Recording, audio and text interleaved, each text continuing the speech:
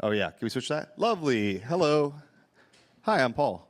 Good to meet all of you. I'm the founder of Browserbase, and I'm talking about building reliable web agents. Who here knows what a web agent is? Show your hands. Okay, we got a lot of people on Twitter here. Great. So we'll jump right in. I'm building Browserbase. Who here's heard of Browserbase? Raise your hand. Okay, more hands. Amazing. Browserbase powers web browsing capabilities for AI agents and applications. We are a headless browser infrastructure platform. So if your agent needs to go out and browse the web, it might need to use a web browser. We bring you the web browser. We work with Puppeteer, Playwright Selenium, and our own framework, Stagehand, which we'll talk about later. But we kind of power a lot of people building web agents or web agent functionality. So let's kind of go into what we're going to do today. What is a web agent? Well, we've all heard of like Operator. We may have seen things from Adept from a long time ago, Web Voyager. A web agent is pretty straightforward. It's an agent that can go on the web and do stuff, right? This is really important because a lot of the work that people do online is tedious tasks in a web browser. You go fill in a form. There's probably some founders here. Did everyone file their Delaware franchise tax? Yes, some founders. It's a very tedious form. You go on the Delaware.gov website, you type in your cap table, you type in your revenue, you get a scary number, you pay for it. Why are we still doing that? Why can't AI do the tedious work on our behalf? Well, it's because we need web agents. And a couple companies up here, Convergence, one of our customers, OpenAI Operator, they're really pushing it forward where we're letting AI go from just being a chatbot to something that can actually control our browser and achieve that mission that we all care about, which is AI doing something on our behalf. So that is what a web agent is. But it all really started with Web Voyager. Web Voyager was one of the original papers about, well, what if we use LLMs or VLMs, vision language models, to go control a web browser? What is that like? There's actually projects before this. One of my favorite ones was called Vim GPT, which took the browser and added a bunch of Vim bindings to the page and had an LLM prompt that. But what Web Voyager really came up with was this really idea, okay, well, let's take a page, let's observe what's on the page, let's do a chain of thought prompt on what we should do next, and then based on that chain of thought prompt, let's go take an action, right? They really paved the path. And a lot of the stuff you'll see about web agent evals is on the Web Voyager data set, because they did a bunch of stuff here. There's also Mind2Web. A lot of researchers did a lot on web agents long ago, but things have gone a lot further since then. But really the key thing of a web agent here is that there is a reasoning layer. There's some sort of chain of thought prompting, like I am going to go buy something on Amazon. Well, the first thing I have to do is go to Amazon.com. That's, now that I've gone to Amazon.com, what's the next step? Okay, chain of thought. Remember, this reasoning layer is an important part of a web agent, right? It has to think about what the next step is, and then it has to actually generate the right step, which is the second part. That's the tool call, the action. So the observation, thought, action loop is kind of core to that, and I think it all started with Web Voyager. There are two kind of predominant web agent types that we've seen at Browserbase. Once again, we power a lot of web agents. We're downstream of this. I'm not an ML researcher.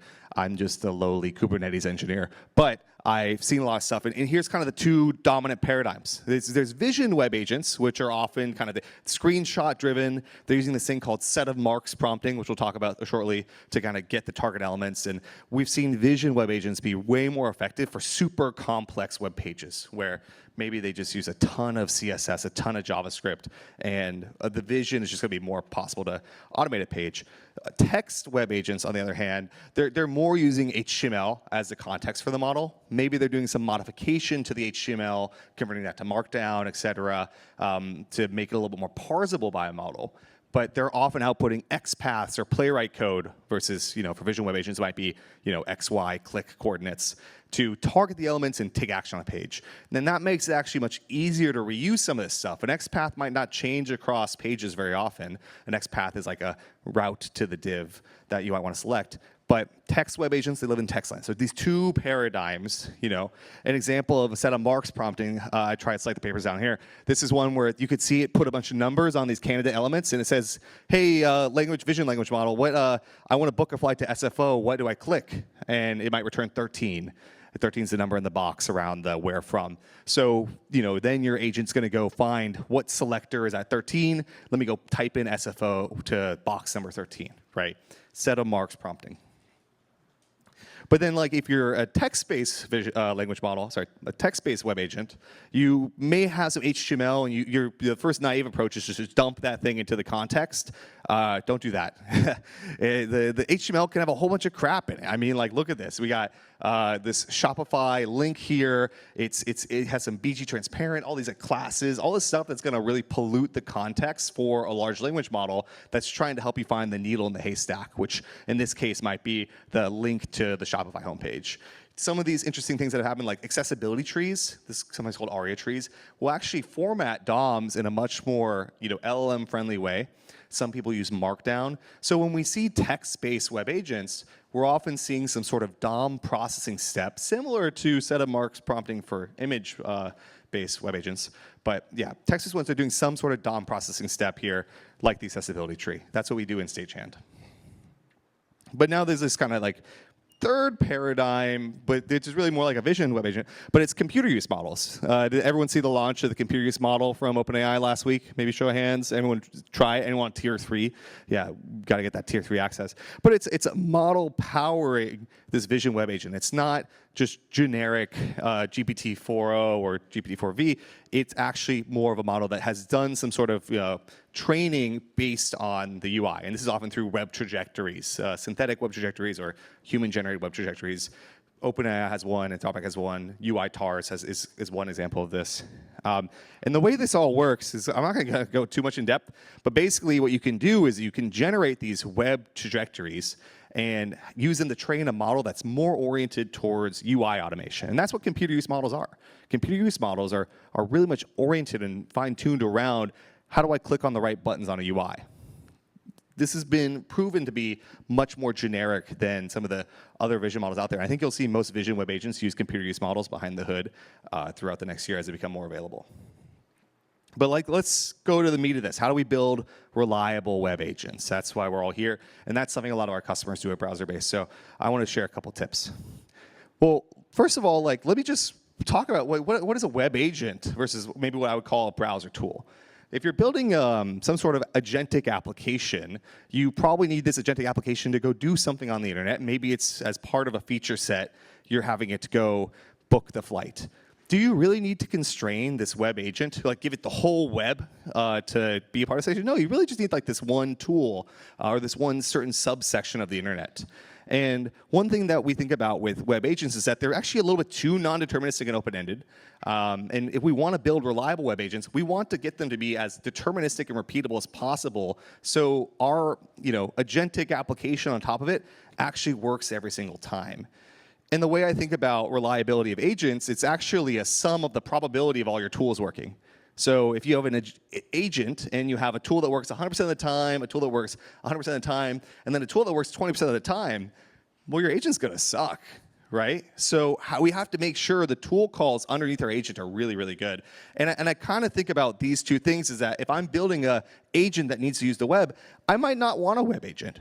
It's a little bit less deterministic. You're probably often giving a web agent a single prompt that's generating multiple actions. It's going to go find its path. It's going to go buy the item on Amazon however it can. Where if you're using maybe a browser tool where you're exposing a smaller subset of actions, you get more atomic control. Your high-level reasoning part of your agent doesn't just say, hey, go buy this on Amazon, whatever you do. It's going to say, go to Amazon, look for the top-rated, what did I buy recently? Look for the top-rated fax machine. Yeah, I bought a fax machine. Taxes, not fun. Well, the top-rated fax machine, add that to cart.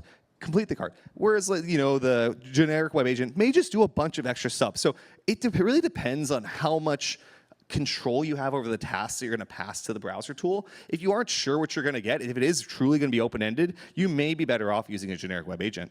But this idea of using a more constrained browser tool where your tool call is actually more individual actions on a page versus just a sub-agent could be something that's interesting to improve reliability. So another thing is evals. I was talking to the Sweetbench guy a second ago. This is that slide I was telling you about. I think most benchmarks are kind of fake news. And what I mean by that is that you can't use the benchmark to inform the quality of your agentic application or the thing you're working with. You actually need to build your own evals on top of the tools you're working with to ensure you're making the right model choice, to ensure that your thing is working, as you tune prompts. You can't just kind of like say, hey, I'm going to go buy or use XYZ open source project because it's state of the art on something. You need to write your own evals on top of open source projects to show that your integration of the web agent is working really well if you do use a web agent. So we have our own for Stagehand, and you can kind of see that, hey, like looks like 3.5 Sonnet was way better than 3.7 Sonnet for Stagehand, our web agent framework. But it's safe to say, like, don't disregard evals. I think sometimes people will do interesting things to re-represent benchmark data, but you really should always have your own evals. We use Brain Trust, and we like Brain Trust a lot for that. Observability is really important too. For us at Browserbase, we bundle like a session recorder to the browser agents, so you can actually see what happened. You can see what buttons the agent clicked and stuff. But all I would say is that like just logging here is not going to be good enough. If you're building reliable web agents in prod, you need some sort of session replay. It doesn't have to be us. Like take screenshots, generate videos. Playwright has a video export function. You need some sort of logs. You also need to build in human-in-the-loop flows. It's clear now that like agents are getting better, especially web agents, but human-in-the-loop flows are going to allow a person to take over when something isn't working. Reliability means a task gets complete. It doesn't necessarily mean that the task gets complete without a human in the loop.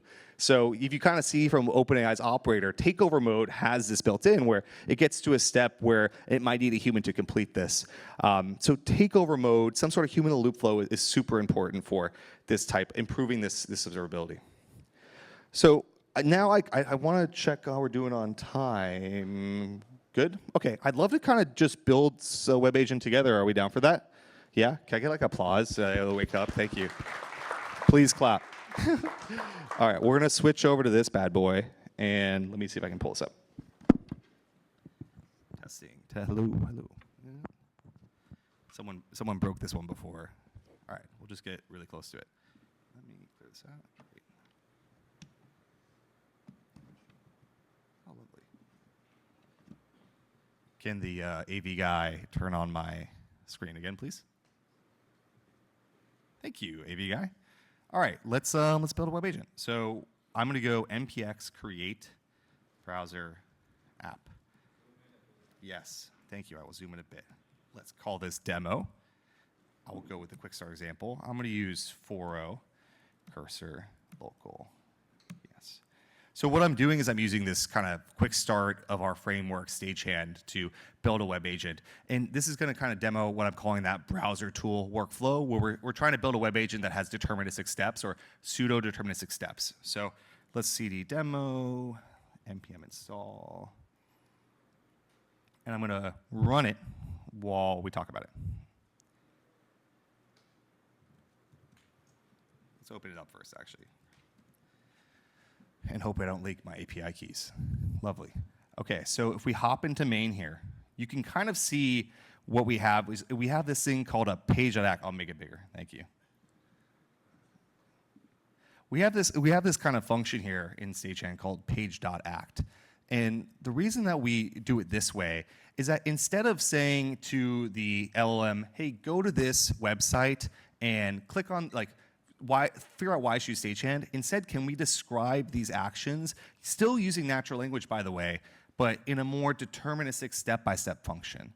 So if we run this npm start, what Stagehand is going to do is it's going to take that natural language and using the DOM and the DOM processing we talked about earlier, it's going to go step by step and actually execute those things. So you can kind of think about browser tools as being a subset of a web agent, where a browser tool separates the reasoning layer from the tool call itself to improve reliability.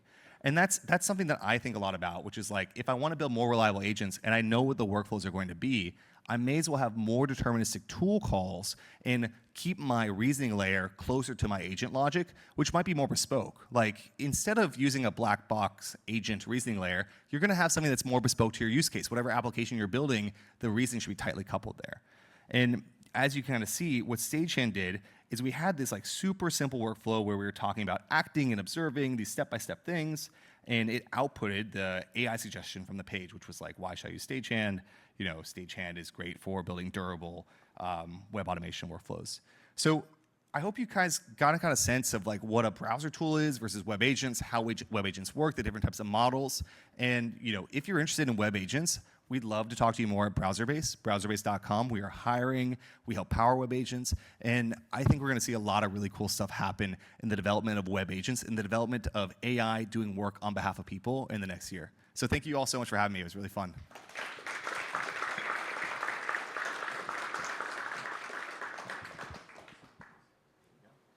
Thank you very much, Paul.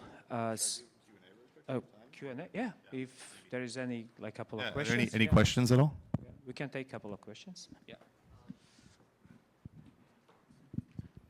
I just had a quick question about like these web agents. How do these agents handle CAPTCHA or reCAPTCHA? Yeah, generally the browser infrastructure may have CAPTCHA solving built in, or you may have to go buy your own. Buying CAPTCHA solving kind of feels like you're buying drugs right now. It's a pretty sketchy world out. You're like paying for Bitcoin. You're like, it's some weird spot.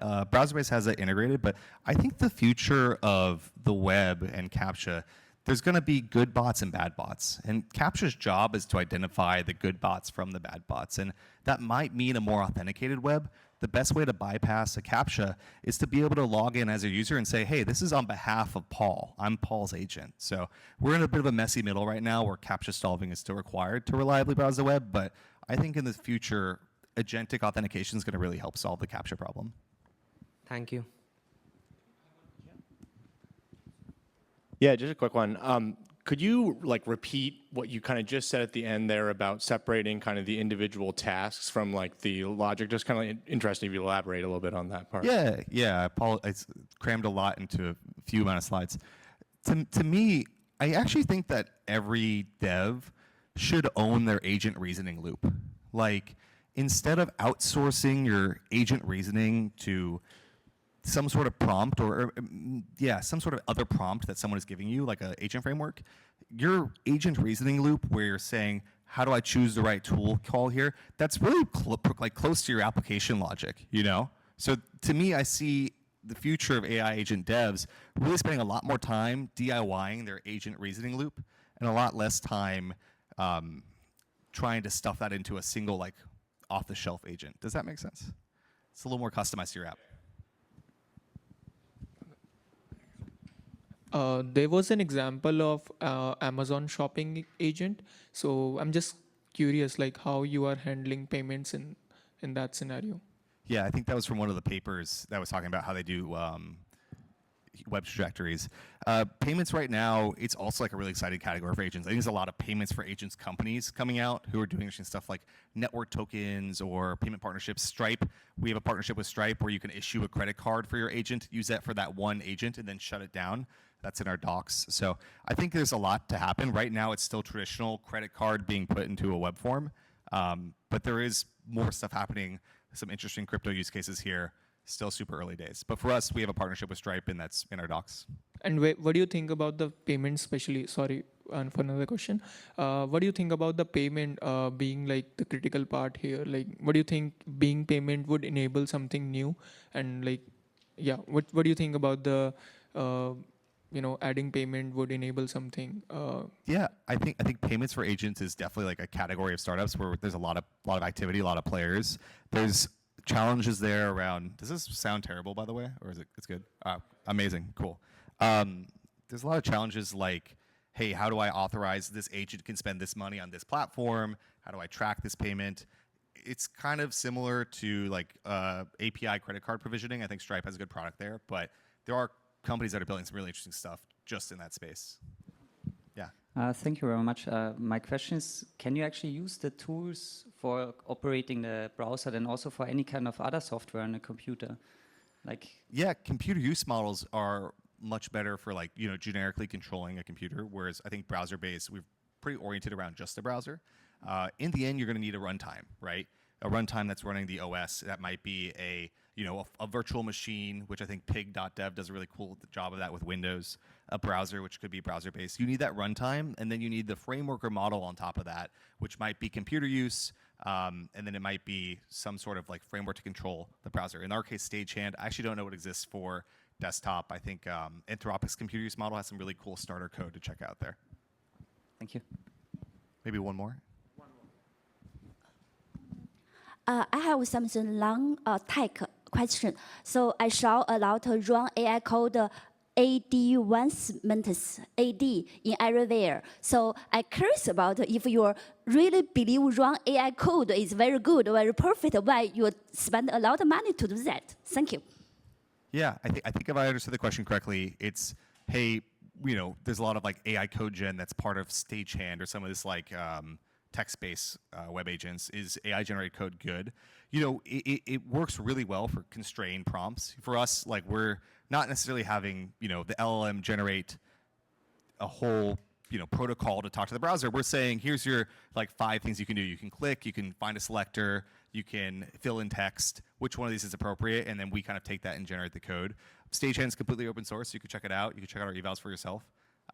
It is something that when you constrain it, it's much better. If you're having an LLM generate full functions to control browsers, you might lose a little bit of context and translation. Okay, thank you very much, Paul. Thanks, for a everybody. Great talk. I'm Paul at browserbase.com, so hit me up. Appreciate it.